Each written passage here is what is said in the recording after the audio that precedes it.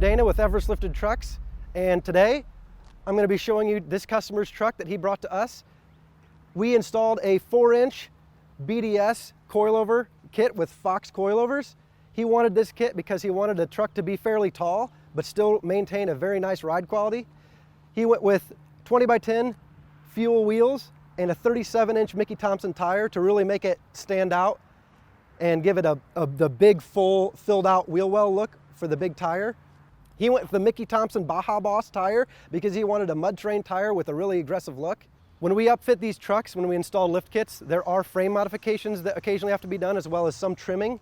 And we like to make sure that we take the time to re-undercoat and really make sure that they look professional and as if it was meant to be and as if that was the way it came from the factory.